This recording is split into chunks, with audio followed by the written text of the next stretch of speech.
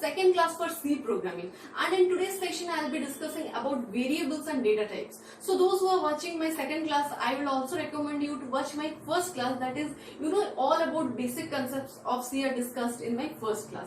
So let's discuss, try to understand what is variables. Okay, so you can see this is a white space. Okay, and here I will draw a box. Okay, this is a box. Okay, and I will name this box as, or I will call it as X. This is another box, I will tell it as Y. This is another box and I will tell it as Z. Okay, these are my three boxes named as X, Y, Z. Okay, and the box is empty. Okay, so I will try to fill the box. In the empty box of X, I will write a number 5. Inside Y, I will write 7.5. And inside Z, I will try something different. I will write A. Okay, so here you can see that these are my three boxes, and X is equal to your 5. Inside X there is 5, so X equal to 5. Inside Y there is 7.5, so Y equal to 7.5, and inside Z it is A, so Z equal to your A. So I can write like this: X equal to 5. Okay, Y is equals to your 7.5. Okay, and Z is equals to A. Okay, I can write like this. So this X, Y, Z. Okay, so this X, Y, Z are nothing but your variables. Okay, these X, Y, Z are nothing but your variables.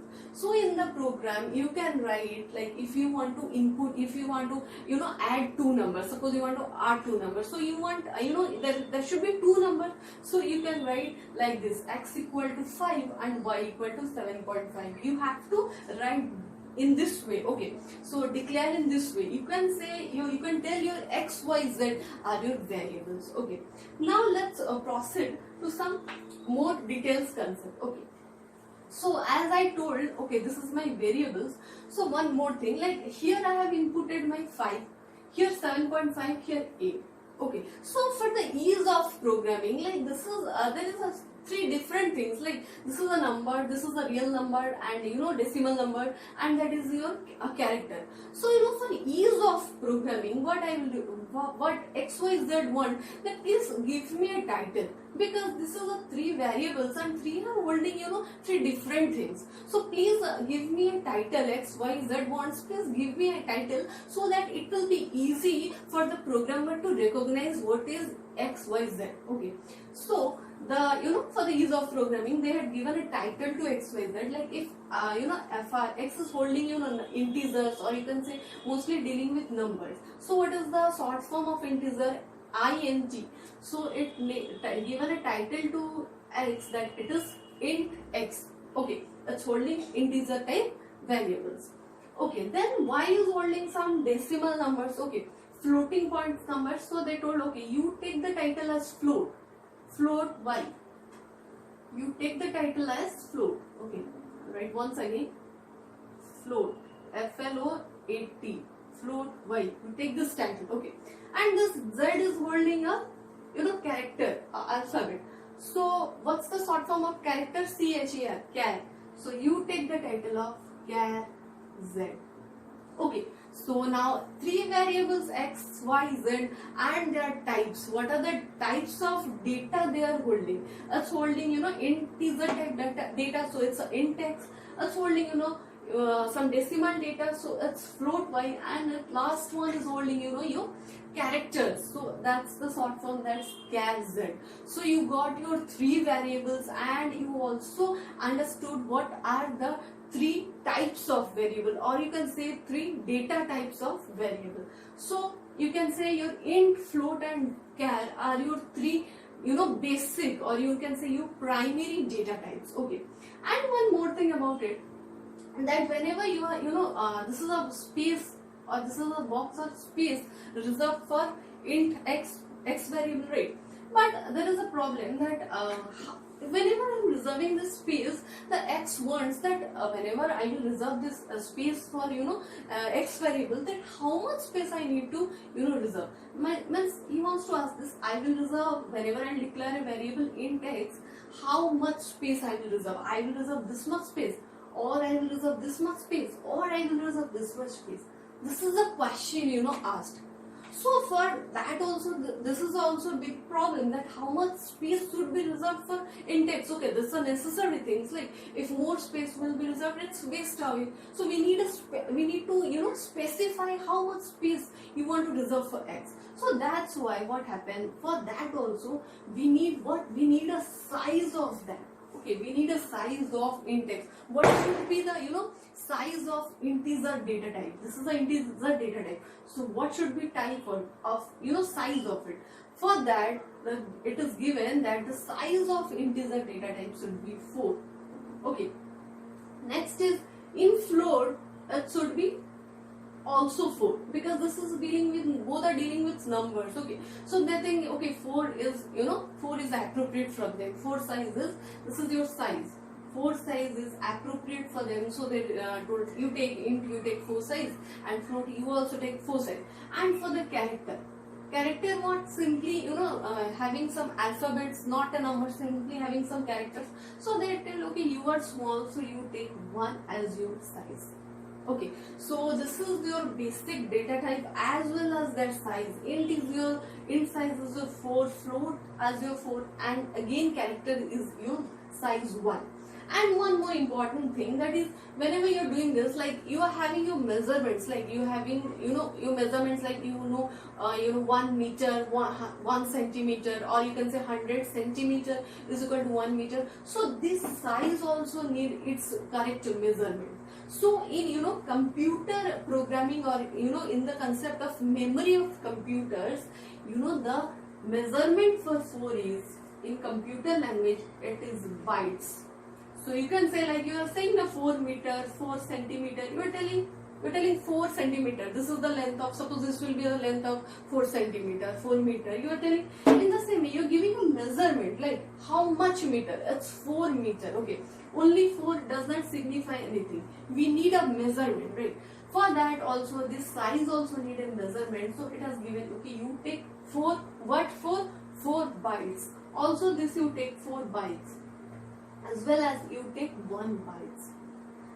Okay, so this is all about your like size. Okay, like how much size? It's 4, and the measurement is 4 bytes, and 1 byte. Okay, so it's all about your data types and variables in C. These are your your basic, or you can say your primary data types. After int, float, char, there is another data type, that is your double. Suppose I will say double, variable name is b, and the size of double is just 8 bytes.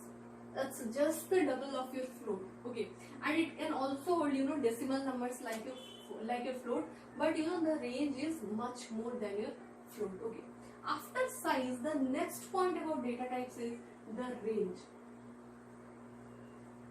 So what's the meaning of range? Range means what is the range every data type can hold. What is the range? I mean, what is the start of the number?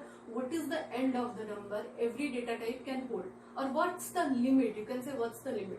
So there will be start number, there will be end number which they can hold, and also in between all the numbers they can hold. Okay, so I will start from the range. I will start from your char, because this is the smallest one. Okay, the range is -1 to 82 plus 1 to 7. Okay, -1 to 82 plus 1 to 7. And if I consider, this is from your negative to positive numbers. Okay, but if I consider only positive numbers, then the range will be 0 to 25. In the similar way, the range of integer will be -2147483642 plus 2147483647. This is the range for your int. You just imagine how big the range is for int. In the similar way, there will be only positive range, starting from positive numbers. You can Google it up in your you can Google it up if you want to know the positive numbers of integer. In the similar way, there will be a range for float and double. The range will be very big. Okay, you can Google it. What will be the range of float, double? You can Google it up. You can search for it. Right. After this, let's move on to the programming. Okay. So as this is the class of data types and variables, so let's go for we should go for that programming. So as I have taken x, y, z as my variables, okay, but before that I want to tell what is hash include stdio.h. This is the header section. This is the header section, and about hash include stdio.h, what is end main, what is return 0, everything I have explained in my class 1. So those who are watching directly my class 2, please refer to my class 1. Hash include stdio.h means it's the header section, okay, and int main what, it is the entry point. This is the entry point, like you have an entry point to your house, so this is the entry point of the program, or you can say this is your main function. This is your main function, okay, and the exit, this is your exit point, okay, and as that main function title is int, so it will obviously the title is int, okay, so it will return some 0 value, any value it has to return. So as there is no value, if there will be no value to return, so it will simply return the 0 value, okay. Now let's come forward to the today's program. So I have taken 3 variables x, y, z, and what I have assigned the numbers like 5, 7.5 and 8, and what are the types of variable we have to write. This is your int type, this is your float type, and this is your char type, okay, and this is a first int x equal to 5, and you have to put the semicolon. Already I have told you, you have to make a habit of putting semicolon, like you use full stop in your English sentence, right? This is your float type, this is your char type. Whenever you will write a char, you have to give in a single quote, okay. So these are the things. Like next, let's just go for printing all these things, okay. Let's just print this. So what I will write, printf bracket start, then what I will write, I will print this one, so I will write %d, okay, and x. So whenever I want to print, but if I write print f, suppose in the double quote I will write 5, it will print 5, okay, it will print 5, but I want to know what is exactly inside x. Here inside x this is 5, but it can be 6, it can be 7, it can be anything, right? So if I read printf 5, it can print 5, because now I know that inside x this is 5. But when I don't know what is inside x, when I don't know what is the value of x, I want to print it. So what I will do, I will write printf, I will start the bracket, I will end the bracket, I will give a semicolon, and inside the bracket what I will do, I will write x, okay, I will write x, okay, and after x, the printf function wants that what is the title of x, means what data type is x. So x is your integer data type. So the printf function also wants to know what's the data type of x. To make know printf that it's the integer type, I have to give a percentage sign, and I have to write b inside my double quote, so it will understand, okay, this x is a variable and the type is integer. So if I want to go for printing float, so how I'll write, this is a bracket, this is a semicolon, this is a variable for y, this is a variable for y, okay, and now this is the printf will understand, okay, y is a variable, I have to print the value 7.5, but printf also want to know what is the data type. So the data type, for float is your percentile f, the percentile f. Similarly for char will be your percentile c, okay, percentile c. So it will print your 5, 7.5 and your 8. Okay, and what are this percentile d, percentile c? This is your short form for int. Int means your percentile d. While printing you have to write, and float means your percentile f, and char means your percentile c. Okay, while printing you have to mention its type, okay, in this short form, okay. So this is all about today's session. I hope you are getting it, you are understanding it. So in the next session, hopefully I will discuss about, how to enter the numbers through keyboard. All these things I will be discussing. So I'll continue the series till the end of, C programming. And yes, please subscribe to the channel, like the video, and share as much as possible. Thanks for watching.